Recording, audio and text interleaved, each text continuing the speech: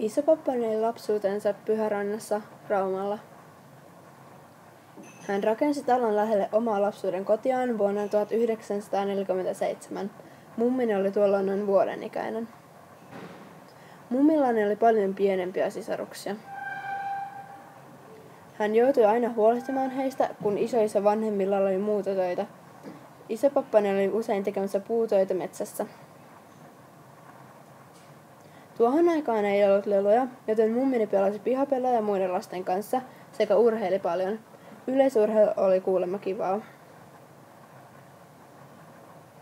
Äitini asui ensimmäisen elinvuotensa tuossa talossa.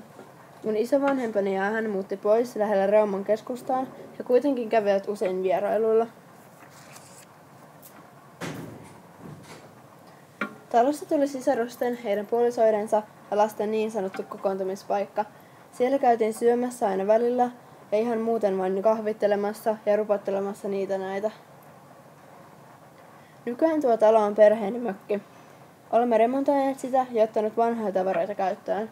Olemme tehneet esimerkiksi isopappani suksista naulakon.